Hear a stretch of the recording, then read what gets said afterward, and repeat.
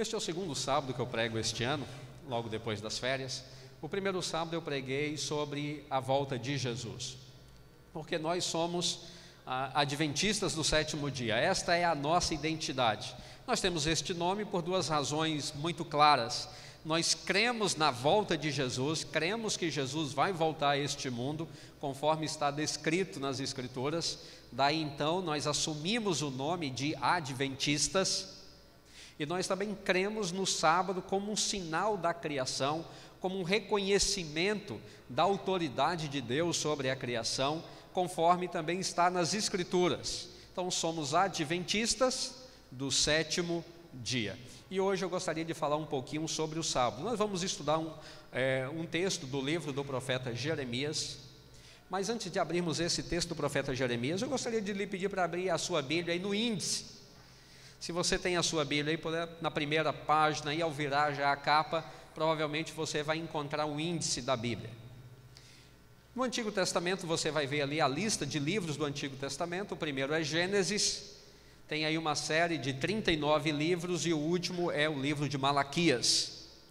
Quando nós olhamos o índice, a primeira coisa que a gente imagina é que o índice está conforme a ordem cronológica dos livros. Então, o primeiro livro foi escrito, é o primeiro, o segundo é o segundo, o 10º é o 10º, o 20º é o 20º, o 30º é o 30º.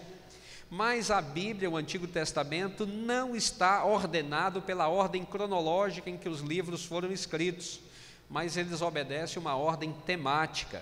Isso é importante porque às vezes, hoje nós vamos ler um texto de um livro que ele está na ordem aí, depois de um outro texto que vamos ler, mas na ordem que foram escritos, o livro que foi escrito depois é que foi escrito primeiro, e o que está antes foi escrito depois. Então vou tentar explicar para ficar mais fácil. Nós temos ali, então a ordem temática é esta. Começa então com o chamado Pentateuco, que vai de Gênesis a Deuteronômio. Essa parte da Bíblia também é chamada de a Lei. Depois estão os livros históricos, de Josué até o livro de Esté. Conta ali a história da origem e do desenvolvimento do povo de Deus. Depois, os livros estão arranjados pelos que foram escritos na forma de poesia, livros poéticos. Eles são livros poéticos porque eles foram escritos na forma de poesia. Alguma coisa aqui? Não está aparecendo aqui, está aparecendo ali, mas não está aqui atrás. Ali, já colocaram, obrigado. Os livros poéticos, a gente não percebe isso na nossa tradução em português, mas em hebraico eles todos têm rimas. Se pudéssemos ler em hebraico, a gente perceberia a forma poética com que foram escritos. Vai do livro de Jó ao livro de Cânticos ou de Cantares. Algumas Bíblias chamam cânticos, outras chamam de cantares. Depois nós temos os chamados profetas. Os profetas estão divididos em duas partes. Os profetas maiores, que são 4, Isaías, Jeremias, Ezequiel e Daniel. E depois os profetas menores, que são 12. Vai de Oséias até Malaquias. Isso não quer dizer que os livros foram escritos cronologicamente nesta ordem, mas eles foram arranjados nesta ordem. Eu vou dar só mais um exemplo aqui. Veja esses dois livros. O livro de Jeremias começou a ser escrito no ano 627 a.C., e ele terminou de ser escrito no ano 561. E os livros de Crônicas, 1ª e 2ª Crônicas, que foram escritos por volta do ano 400 a.C. Então, o livro de Jeremias foi escrito 200 anos antes do livro de Crônicas, mas na Bíblia o livro de Crônicas aparece primeiro, depois o livro de Jeremias. Embora Jeremias tenha sido escrito antes de Crônicas, 2 séculos antes de Crônicas. Um outro ponto que é importante a gente observar, para a gente entender como os profetas trabalharam: no ano 931 a.C., Israel foi dividido em dois. O reino de Israel foi, por intrigas políticas, dividido em dois. A parte que está azul ali ficou conhecido como Reino do Norte, ou então como Israel, ou então como Efraim. Estes 3 nomes designam o Reino do Norte. Aquela parte que está em amarelo é o Reino do Sul, que na Bíblia é chamado de Judá. 10 tribos, eram 12, 10 tribos formaram o Reino do Norte, e 2 tribos o Reino do Sul, Judá e Benjamim. Muitos profetas trabalharam no reino do norte: Oséias, Amós, Jonas, Elias, Eliseu. Todos estes tiveram o foco do ministério deles no reino do norte. E os outros profetas, muitos outros profetas, no reino do sul. O reino do norte existiu então do ano 931, quando houve a divisão, até o ano 722 antes de Cristo, quando os assírios vieram e deportaram todos os habitantes do reino do norte, levaram para terras estrangeiras, e o reino do norte deixou de existir. O reino do sul continuou existindo até a invasão de Nabucodonosor. Começou no ano 605, mas Nabucodonosor conseguiu derrotar totalmente Jerusalém no ano 586. Houve 3 invasões: 605, 598, 586. E a cidade foi totalmente destruída no ano 586 a.C. Depois, no ano 538, houve o decreto de Ciro para que os judeus pudessem voltar para Jerusalém, e eles voltaram, um grande número voltou, mas a cidade só foi reconstruída, ou só começou a ser reconstruída no ano 457 a.C. Isso é importante para a gente entender o que vamos estudar hoje. Então, se você tem sua Bíblia aí, eu convido a abrir no livro do profeta Jeremias, no capítulo 17. Jeremias, capítulo 17. Vamos ler a partir do verso 19.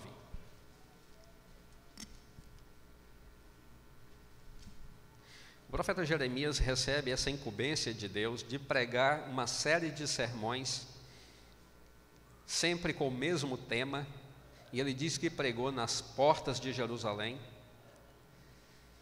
Esse mesmo sermão, Deus deu a ele essa instrução, essa incumbência no ano 609 a.C. E no verso 19, o profeta Jeremias diz o seguinte: assim me disse o Senhor: vai, põe-te à porta dos filhos do povo, pela qual entram e saem os reis de Judá, como também a todas as portas de Jerusalém. E dize-lhes: ouvi a palavra do Senhor, vós, reis de Judá, e todo Judá, e todos os moradores de Jerusalém, que entrais por estas portas. Assim diz o Senhor: guardai-vos por amor da vossa alma, não carregueis cargas no dia de sábado, nem as introduzais pelas portas de Jerusalém. Não tireis cargas de vossa casa no dia de sábado, nem façais obra alguma. Antes, santificai o dia de sábado, como ordenei a vossos pais. Mas não atenderam, não inclinaram os ouvidos, antes endureceram a cerviz, para não me ouvirem, para não receberem disciplina.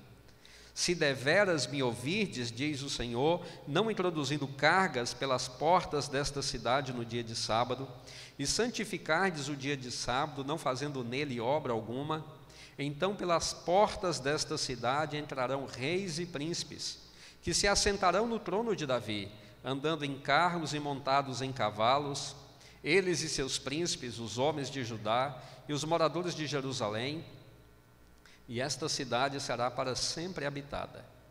Virão das cidades de Judá e dos contornos de Jerusalém, da terra de Benjamim, das planícies, das montanhas e do sul, trazendo holocaustos, sacrifícios, ofertas de manjares e incenso, oferecendo igualmente sacrifícios de ações de graças na casa do Senhor. Mas, se não me ouvirdes, e por isso não santificardes o dia de sábado, e carregardes alguma carga, quando entrardes pelas portas de Jerusalém no dia de sábado, então acenderei fogo nas suas portas, o qual consumirá os palácios de Jerusalém e não se apagará. Então Deus deu ao profeta Jeremias esta mensagem. Deus disse: Jeremias, vá. Você vai pregar um sermão que eu vou lhe dar, e você vai pregar esse sermão não na sinagoga, não no templo, você vai pregar esse sermão ao ar livre. Você vai se postar na porta e com a voz bem alta você vai pregar. Pregue em todas as portas. Jerusalém era uma cidade murada, havia muitas portas, E Deus disse: você vai pregar, e você vai pregar essa mensagem para o rei. O rei vai ouvir esta mensagem, e todos os moradores de Jerusalém ouvirão esta mensagem, e todos os habitantes do reino de Judá ouvirão também esta mensagem. Então Jeremias não pregou esse sermão uma única vez, nem um único dia. Ele pregou em todas as portas e pregou várias vezes, para que as pessoas entrando e saindo, pudessem ouvir a mensagem, e assim essa mensagem pudesse chegar a todos os moradores do reino de Judá, inclusive também ao rei. E a mensagem é interessante. Deus está pregando sobre o sábado. Deus diz para Jeremias: vá lá e pregue sobre a santificação do sábado. E Jeremias recebeu essa mensagem de Deus no ano 609 a.C. Nabucodonosor chegou a Jerusalém no ano 605. Então esta era a última mensagem a ser pregada, era a última mensagem de Deus, era a mensagem final, o último convite de Deus para o arrependimento, porque daí a apenas 4 anos o invasor invadiria o reino de Judá e a cidade de Jerusalém. Agora é estranho, você pode pensar, por que Deus escolheu este tema para ser a última mensagem? Quando a gente lê o profeta Isaías, o profeta Jeremias, a gente percebe que havia muitos problemas no reino de Judá. Por exemplo, os juízes eram corruptos, os reis eram cruéis, os sacerdotes estavam apostatados, permitindo que o paganismo entrasse e tomasse conta da adoração a Deus. As pessoas estavam vivendo de uma forma totalmente corrompida daquilo que Deus havia ensinado. Deus fala sobre a sexualidade, Deus fala sobre a forma como os pobres, as viúvas e os órfãos eram tratados. Deus fala sobre problemas sociais, Deus fala sobre problemas legais, Deus fala sobre problemas espirituais. Mas a última mensagem que Deus escolhe é exatamente esta mensagem. Não parece estranho isto? Há tanta coisa pela qual Deus podia apelar para seu último convite, e Deus escolhe exatamente a mensagem do sábado. Por quê? E é mais interessante ainda, se você olhar bem o texto agora com um pouco mais de atenção, no verso 25, diz aqui que Deus dá ao povo 2 opções: bênçãos ou maldição. Alguém pode dizer: mas Deus é cruel, Ele manda obedecer, Ele promete bênção. Se Deus não obedece, Deus manda então a maldição. Não é assim. Veja só o caso. Uma pequena ilustração para a gente entender este ponto. Vamos imaginar que um engenheiro agrônomo chegue numa região muito árida, a região que não chove, e ali ele vai tratar com alguns agricultores, pessoas simples, foram criadas ali naquela região, sempre tiveram ali uma agricultura de subsistência. No ano que chove, eles colhem, têm alimento.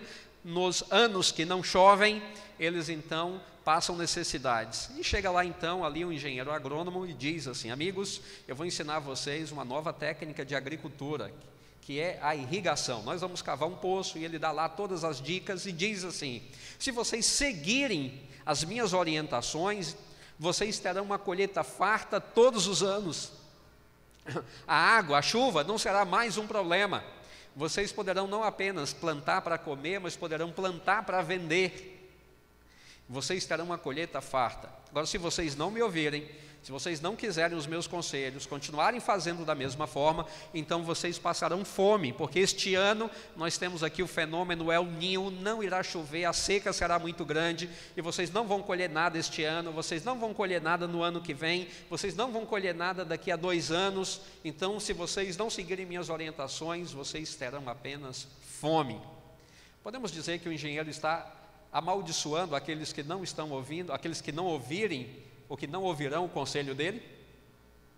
Ele apenas conhece a realidade, ele está dizendo as 2 opções do que pode ocorrer. É o caso aqui com Deus. Deus conhece o futuro, e Deus estava dando então a Israel, a Judá, as 2 opções. Vamos dar uma olhadinha, por favor, nas bênçãos. No verso 25 e 26 encontramos 3 bênçãos. A primeira delas está no verso 25. Deus diz que se eles ouvissem, não transgredindo o sábado, então no verso 25 Deus diz: por estas portas, aquelas portas nas quais Jeremias estava pregando, ele disse: vai entrar os reis e os príncipes de Judá, com pompa, andando em carros e montados em cavalos, eles e seus príncipes. Essa é a primeira promessa. A segunda promessa está na última linha aí do verso 25. Esta cidade será para sempre habitada. E a terceira promessa está no verso 26. Deus diz que faria de Jerusalém um centro de adoração a Deus. Vejam aí está a primeira bênção. Deus diz que haveria pompa, que haveria prosperidade, que a terra nunca seria destruída, que a economia do reino de Judá cresceria se eles obedecessem a Deus, santificando o sábado.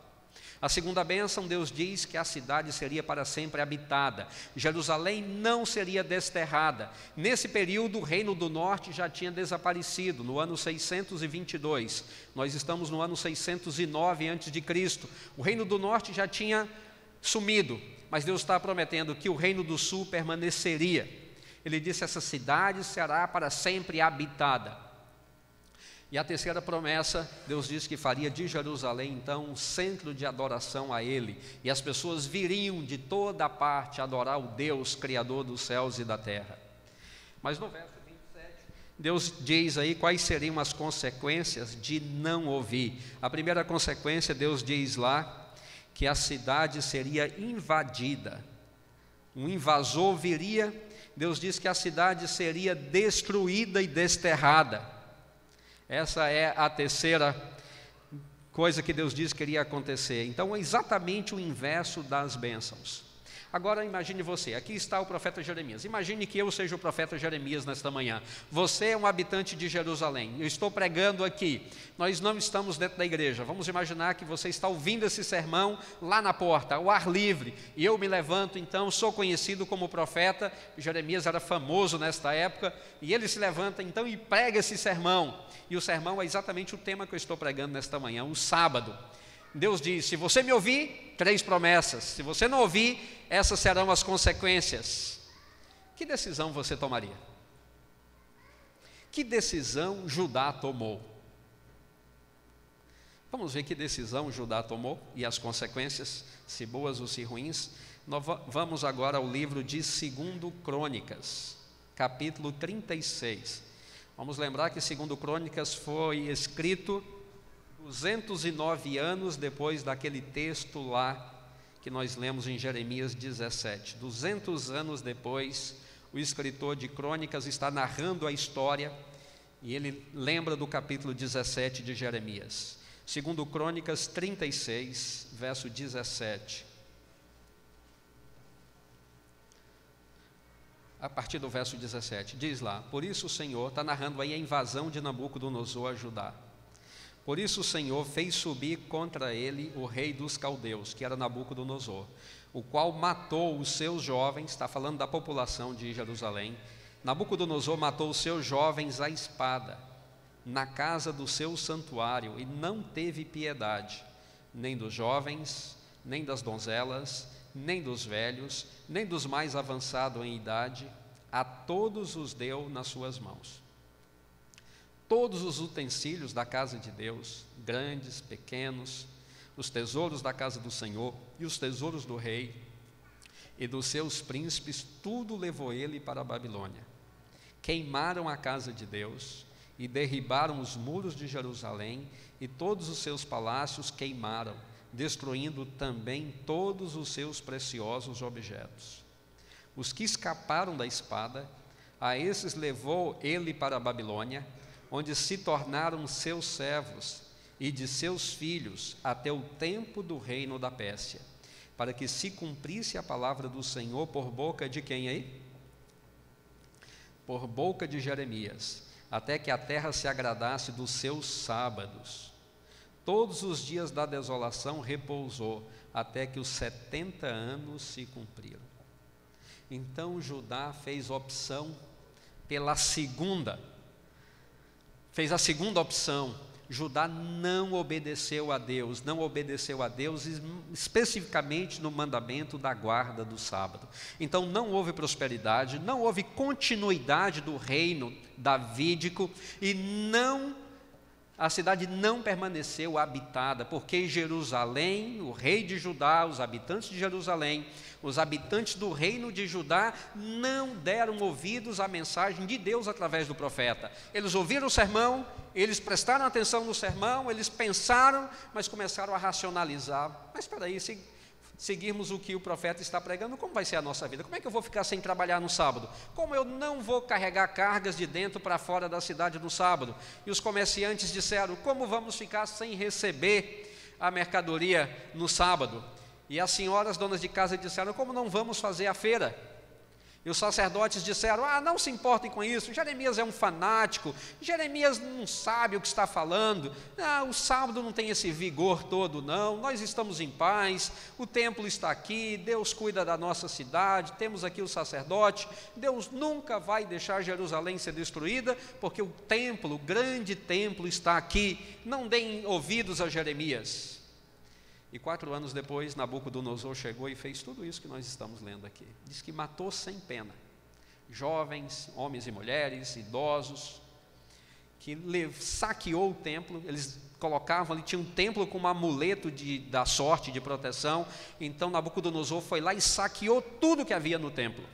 Depois queimou o palácio, queimou a cidade, derrubou o muro, e a população que escapou viva, ele levou todo mundo para a Babilônia, e Jerusalém ficou 70 anos desabitada, porque não ouviram o conselho do Senhor.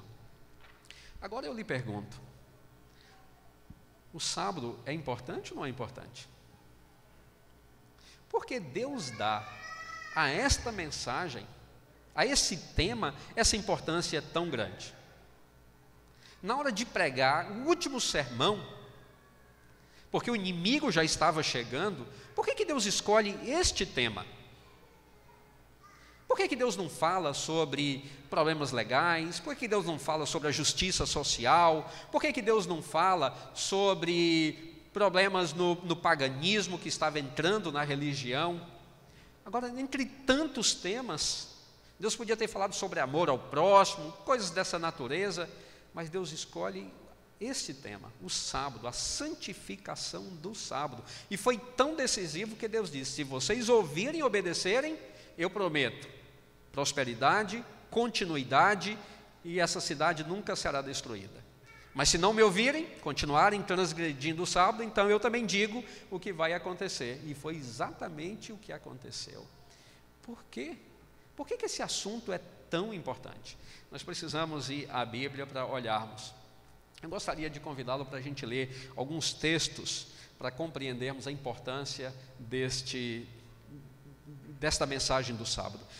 Temos ali Isaías 56, mas não vamos começar por Isaías 56. Vamos começar com o segundo texto, Salmos 24, verso 1. Eu creio que eu tenho esse texto aqui na tela, se você quiser acompanhar aqui pela tela, pode acompanhar também. O Salmo 24, verso 1. Salmo 24, verso 1. Diz o seguinte, ao Senhor pertence a terra e tudo que nela se contém, o mundo e os que nele habitam. Esse primeiro texto fala sobre a soberania de Deus. Deus é o soberano, tudo pertence a Deus. Quando eu falo tudo, no que você pensa? Normalmente pensamos em coisas, né? Deus é o dono disso, Deus é o dono daquilo, Deus é o dono daquilo outro. Isso é verdade, está incluído nisto. Mas está incluído também um elemento que todos temos e é essencial para a vida, que é o tempo. Deus é o dono do tempo também, Ele é o criador do tempo. O tempo só passou a existir a partir do momento em que Deus criou o universo. O tempo é uma grandeza do universo. Então Deus é o Senhor do tempo, então tudo pertence a Deus, inclusive o tempo também.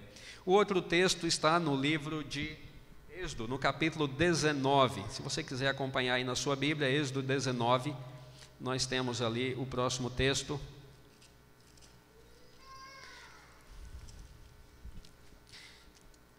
O verso 5, eu tenho aqui na tela também, verso 5 e parte do verso 6. Diz assim, agora pois, Deus está falando ao seu povo, se diligentemente ouvirdes a minha voz e guardardes a minha aliança, então sereis minha propriedade peculiar dentre todos os povos, porque toda a terra é minha. vós me sereis reino de sacerdotes e nação santa. Deus está reafirmando aqui, em primeiro lugar, a soberania dele. Toda a terra é minha. Mas Deus está introduzindo um novo elemento aqui. Ele diz que ele tem uma aliança. Ele tem uma aliança conosco. Ele está falando aí de uma aliança. A aliança é um contrato, é um acordo, é um combinado, mas algo legal, não algo assim apenas de boca.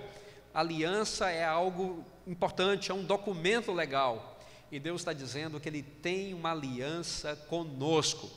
E Ele diz que nesta aliança nós exercemos para o mundo o papel de sacerdotes. O sacerdote é aquele que ensina as coisas de Deus, e Deus diz que nós somos sacerdotes nesta aliança. Agora vamos ler Isaías 56. Este texto eu não tenho aqui na tela, você vai ter que acompanhar na sua Bíblia aí, por favor. Isaías 56. Deus está falando sobre a aliança em Isaías 56, e ele introduz aí um novo elemento. Isaías 56, versos de 2 a 6. Deus diz lá: bem-aventurado o homem que faz isto, e o filho do homem que nisto se firma, que se guarda de profanar o sábado e guarda a sua mão de cometer algum mal. Não fale o estrangeiro que se houver chegado ao Senhor, dizendo: o Senhor com efeito me separará do seu povo. Nem tampouco diga o eunuco: eis que eu sou uma árvore seca. Porque assim diz o Senhor aos eunucos que guardam os meus sábados, escolhem aquilo que me agrada e abraçam a minha aliança. Darei na minha casa e dentro dos meus muros um memorial e um nome melhor do que o de filhos e filhas. Um nome eterno darei a cada um deles, que nunca se apagará. Aos estrangeiros que se chegam ao Senhor para o servirem e para o amarem, e para amarem o nome do Senhor, sendo deste modo servos seus, sim, todos os que guardam o sábado, não o profanando, e abraçam a minha aliança. Então, a partir daqui, nós podemos entender qual é a importância deste mandamento, por que Deus escolheu este mandamento para ser o último, para ser a última mensagem pregada. Porque Deus diz que Ele tem uma aliança conosco, é a aliança de proteção, a aliança, está incluída nesta aliança, proteção, bênçãos, cuidado, o alimento de cada dia, a saúde física, a saúde espiritual. Então Deus tem esta aliança conosco, Deus promete que Ele será fiel, irá nos proteger e nos guardar. E Deus então pede da gente, como sinal de que estamos em aliança com Ele, a santificação do sábado. Então a santificação do sábado é o sinal de que estamos em aliança com Deus. A partir do momento que deixamos de santificar o sábado, nós quebramos a nossa aliança com Deus. O sinal externo, visível, de que abandonamos a aliança é quando nós deixamos de santificar o sábado. Por isso Deus manda Jeremias pregar. A cidade estava envolta em muitos problemas, inclusive em muitos pecados. E Deus disse: eu estou dizendo a vocês, vocês ainda querem a minha proteção? Vocês querem que eu não permita que o rei Nabucodonosor invada o território de vocês?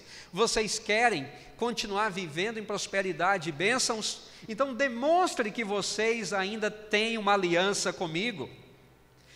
Demonstre que vocês ainda vivem dentro da proteção da aliança. E a maneira de vocês demonstrarem isto é santificando o sábado. A partir do momento em que vocês não derem mais importância ao sábado, Deus diz: então eu entenderei que vocês quebraram a aliança. Então minha mão que está protegendo, eu retirarei. O inimigo que eu estou impedindo de avançar para o território de Judá, eu levantarei minha mão. Todo mal que o inimigo tem no coração para fazer a vocês, e eu não permito, a partir do momento que vocês disserem que não querem mais aliança, não querem então mais a minha proteção, eu respeitarei a vontade de vocês, eu virei para um canto e deixarei que a história aconteça conforme vocês escolheram.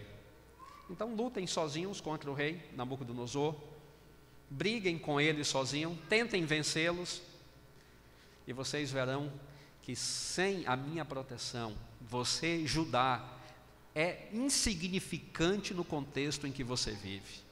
Você só é próspero, você só tem uma casa real, só tem uma cidade desse porte, só tem a paz que este reino tem, porque eu estou protegendo.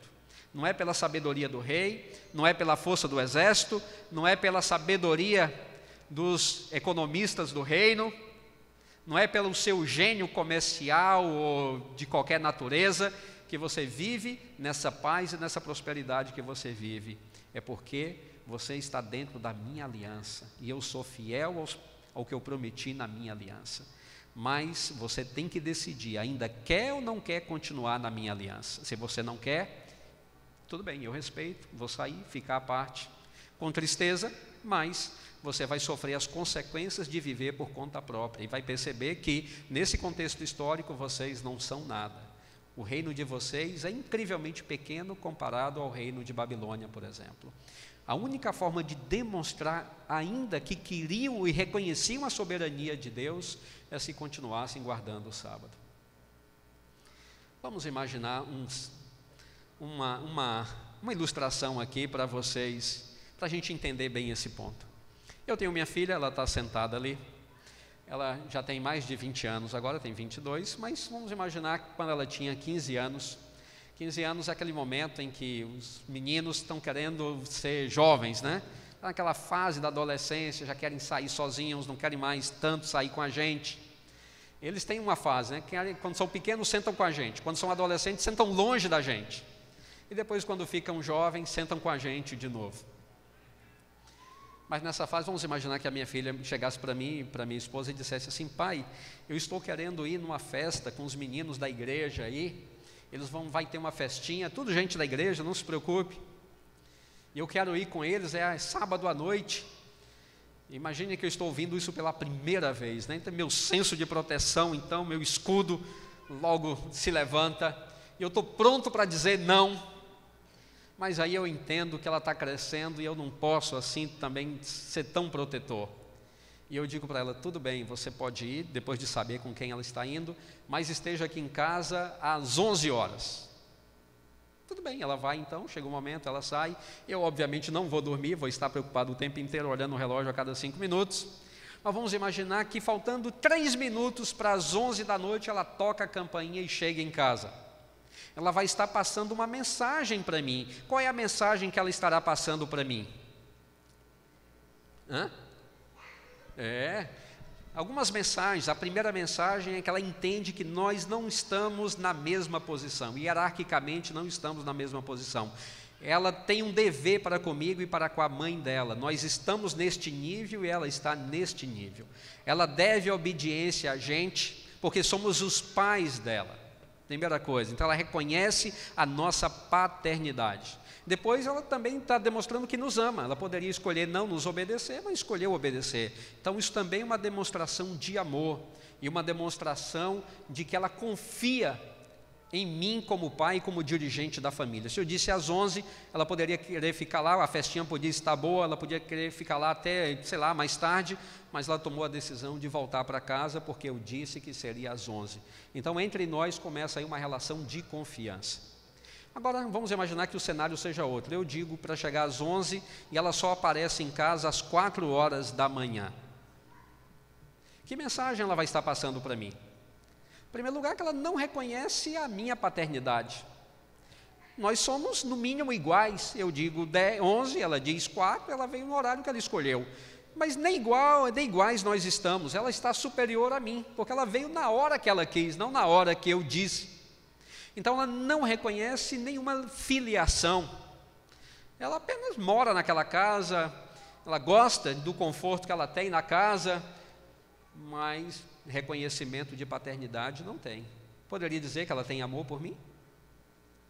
É isso que Deus está dizendo. Deus está dizendo: Israel, Judá, acorda, o inimigo está chegando, e eu quero saber, você ainda quer a minha proteção? Você ainda quer? Você ainda quer que eu lhe proteja do inimigo? Veja lá, o reino do norte acabou. Eles nunca me ouviram, nunca deram ouvidos a mim, sumiram da história, do mundo, desapareceram. Você ainda quer a minha proteção? Você ainda quer? Então demonstre que você ainda está vivendo dentro da aliança. E a forma de viver dentro da aliança, Deus disse, é quando nós obedecemos guardando o sábado. Agora, um ponto que eu gostaria de destacar aqui. Por que a observância do sábado é tão importante? Então, porque é um símbolo da soberania de Deus, é um símbolo da aliança de Deus conosco, é um símbolo de nossa fidelidade e aliança com Deus. Ezequiel 20, verso 20, se você tem aí, eu gostaria que você pudesse ler Ezequiel 20, 20, é um verso bastante conhecido. Ezequiel 20, 20. Deus disse assim: santificai os meus sábados, pois servirão de sinal entre mim e vós, para que saibais que eu sou o Senhor vosso Deus. Então santificai o meu sábado, porque é um sinal de que eu sou o Deus de vocês e de que vocês são meus filhos. Deus poderia ter escolhido qualquer outro sinal, mas Ele escolheu este sinal. E nós, quando obedecemos a Deus e guardamos o sábado santo, mantemos o sábado santo, nós estamos reconhecendo essa soberania de Deus sobre nossa vida. Agora, a grande pergunta é: como podemos preservar o sábado santo? Como podemos preservar o sábado santo? Em Isaías, no capítulo 58, verso 13, se você tem sua Bíblia aí, Isaías 58, 13. Isaías 58, 13, Deus diz assim: se desviares o sábado, está ali na tela, não é o texto não, perdão. Se desviares o sábado, se desviares o pé de profanar o sábado e de cuidar dos teus próprios interesses no meu santo dia, se chamares ao sábado deleitoso e santo dia do Senhor, digno de honra, e o honrares, não seguindo os teus caminhos, não pretendendo fazer a tua própria vontade, nem falando palavras vãs, então te deleitarás do Senhor, e eu te farei cavalgar sobre os altos da terra, porque a boca do Senhor o disse. Como podemos manter então o sábado santo? Nós podemos manter o sábado santo com base no texto que acabamos de ler e nos demais que estão aparecendo aí na tela da seguinte maneira. Vamos ver primeiro do ponto de vista profissional. Como podemos manter o sábado santo olhando de um ponto de vista profissional? Nós mantemos o sábado santo quando nós não trabalhamos. Deus diz lá em Êxodo, no capítulo 20, 8 a 11, que nós temos 6 dias para trabalharmos e fazermos toda a nossa obra, mas o 7º dia é o sábado do Senhor teu Deus. Então no sábado nós mantemos o sábado santo e ficamos dentro da aliança quando nós não trabalhamos. Não usamos o sábado para o nosso interesse, como Deus disse. Quando nós não vamos buscar a nossa renda neste dia, porque ele pertence a Deus. Quando também nós não compramos ou vendemos, quando nós também não estudamos, nós não podemos estudar no tempo de Deus, porque isso é o nosso próprio interesse. Deus diz que nós não deveríamos seguir nem o nosso caminho. Podemos entender isso como nossa vontade, ou podemos entender até mesmo viajar a interesses comerciais ou a interesses profissionais. Deus diz que nós não podemos fazer. Então podemos trabalhar no dia de sábado? Nós não podemos trabalhar no dia de sábado. Podemos estudar no dia de sábado? Não podemos estudar no dia de sábado. Podemos fazer a compra, ir no mercado, fazer a compra no sábado? Não podemos. Nós temos 6 dias da semana para fazer isto. Podemos vender, abrir ali a nossa loja, o nosso comércio no dia de sábado? Não, nós não podemos fazer isto, porque isto é o nosso interesse pessoal, profissional. Deus diz que nós não deveríamos fazer isto. Deus também diz que nós não deveríamos buscar o nosso interesse pessoal. Nós não podemos cuidar da casa, não podemos escolher este dia para ser o dia de cuidar da casa. Nós não podemos também neste dia lavar ou passar a roupa. Nós temos 6 dias da semana para fazer isto. O sábado não é um tempo que nos pertence, o sábado pertence a Deus. Então nós não podemos cuidar da roupa no dia de sábado. Nós não podemos ir ao salão de beleza, principalmente as mulheres, mas o homem também, cortar o cabelo ou fazer qualquer outra coisa. Nós temos 6 dias da semana para fazer isto. O sábado não é o dia de buscar o nosso interesse pessoal. Nós não podemos também no dia de sábado lavar o carro. Nós não podemos no dia de sábado também viajar para atender o interesse pessoal, nem profissional, nem pessoal. Quando não fazemos estas coisas, quando não buscamos o interesse, nosso interesse, nós estamos então mantendo o sábado santo.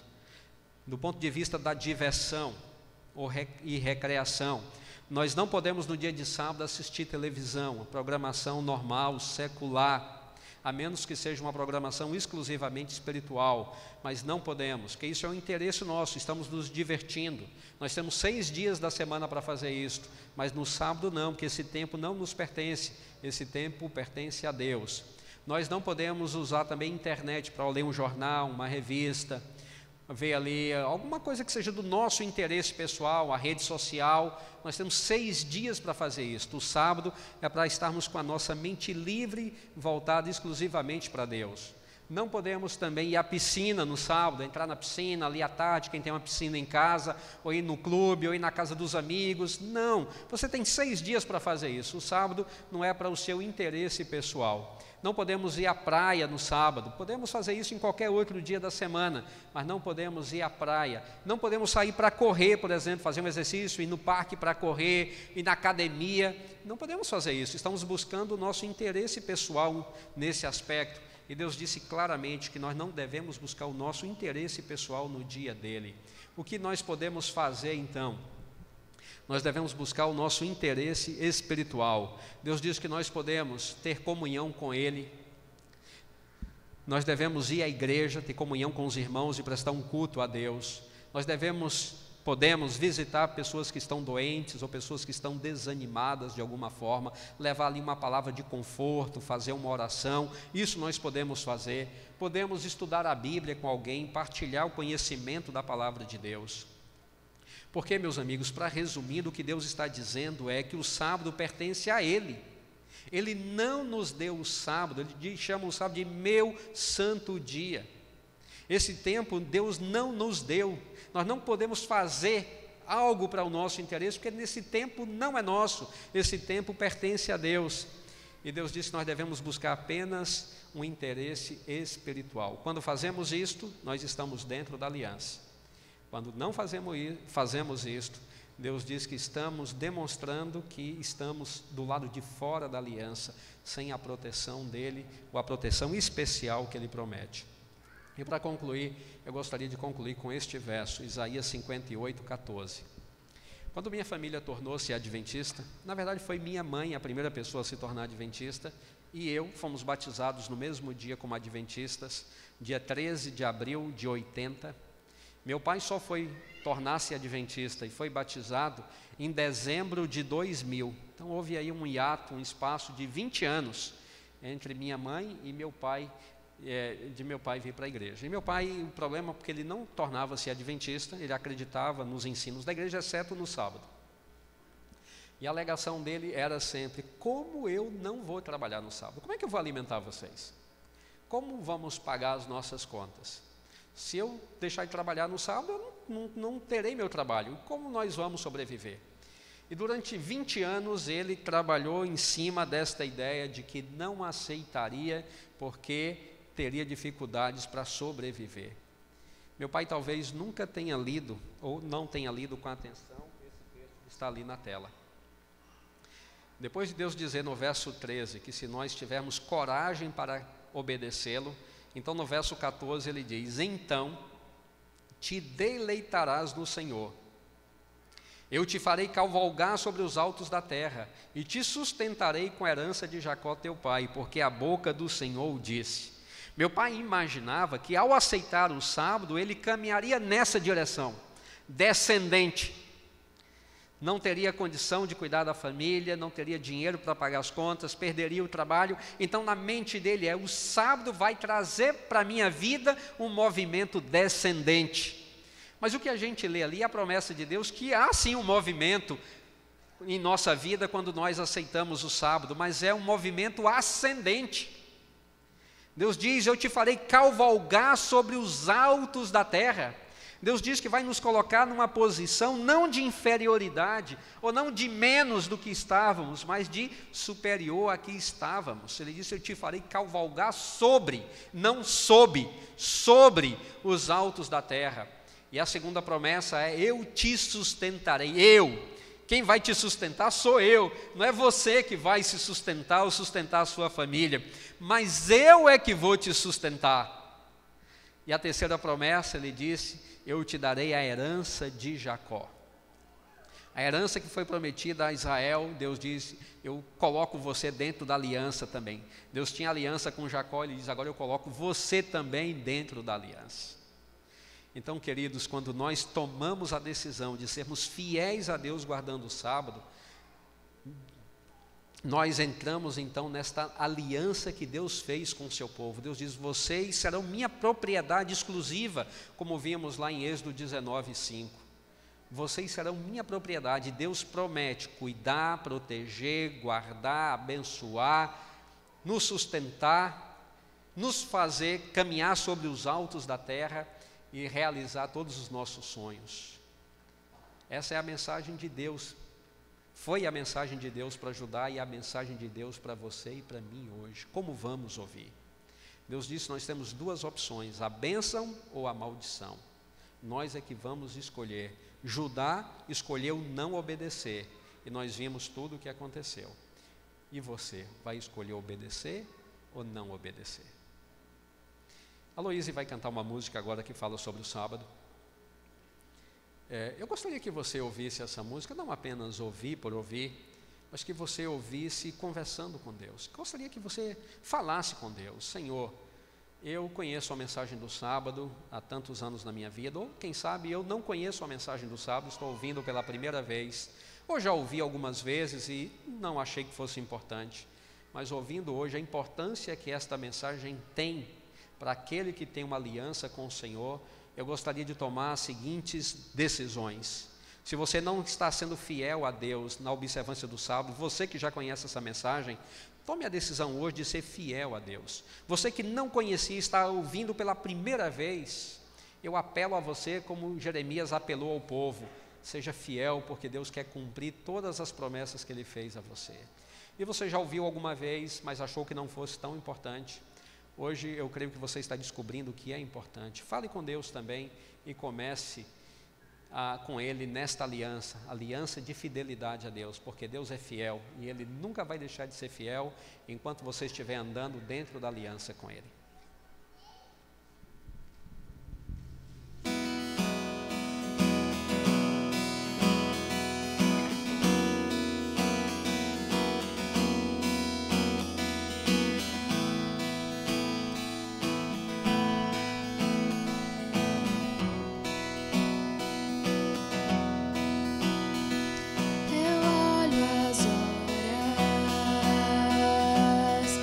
Passou do meio-dia, fecho os olhos e agradeço por criar e separar um santo dia. E em meio a tantas lutas, hoje é sábado, a semana acabou enfim. Hoje eu quero expressar o prazer que é ter um dia pra te encontrar. Sábado, um dia menos pra te esperar. Imagino lá no céu, onde toda a criação irá cada sábado te adorar.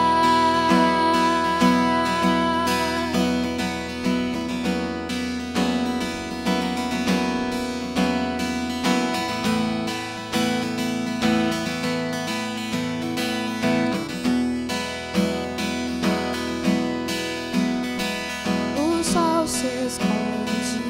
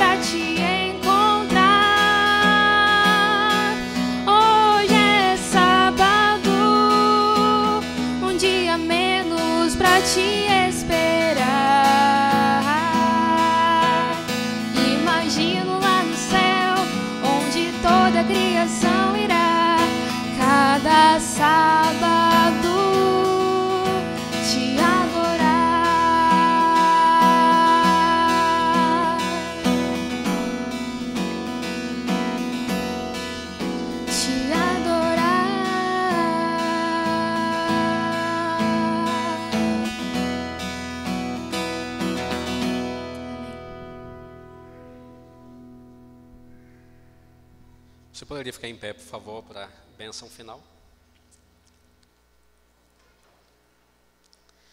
Senhor nosso Deus, nosso Pai, como eu mencionei no início, na primeira oração, nós acreditamos que o Senhor está aqui porque o Senhor fez esta promessa. Então, ao estar aqui, o Senhor nos conhece, sabe quem somos. E assim como o Senhor enviou o profeta Jeremias para pregar nas portas de Jerusalém, o Senhor chama o teu povo hoje também para pregar em todos os lugares que o Senhor é um Deus de aliança e o Senhor faz uma aliança com o teu povo. E o Senhor também nos mostra que o símbolo desta aliança é a santificação do sábado. Não há nenhuma mágica, não há nada de diferente, é apenas um sinal que o Senhor escolheu. E o Senhor diz então que esse tempo lhe pertence, não a nós, pertence ao Senhor. E o Senhor nos convida então para pararmos e para reavaliarmos a nossa vida a partir do nosso sentimento de que o Senhor de fato é Deus e de que nós somos teus filhos e dependemos do Senhor em todas as questões de nossa vida. Mas, Senhor, infelizmente estamos contaminados pelo pecado e uma das coisas que o pecado causa em nós é um sentimento de independência do Senhor, de autossuficiência, de acreditarmos que o que somos, o que temos, o que fazemos é fruto exclusivo de nossa genialidade, de nossa energia para trabalhar. E por isso, muitas vezes nós desprezamos o sinal da aliança que é o sábado. E o Senhor nos convida então para refletirmos e percebermos a insensatez desse pensamento, porque nós não temos controle de absolutamente nada. Cada dia de vida é um milagre que o Senhor realiza em nossa vida novamente. Nós dependemos de tudo do Senhor para vivermos. E o Senhor nos pede então que demonstremos isto de forma clara, visível, quando nós paramos todas as nossas atividades, todos os nossos interesses, para estarmos plenamente em comunhão com o Senhor no dia de sábado. Nos dê esta consciência, para que nós possamos receber do Senhor as bênçãos prometidas na aliança. E assim o Senhor possa nos abençoar, nos sustentar, nos fazer cavalgar sobre os altos da terra e nos conceder a herança que o Senhor prometeu a Jacó. É o que pedimos humildemente no nome de Jesus. Amém. Eu vou estar ali à porta para eu poder me despedir de vocês.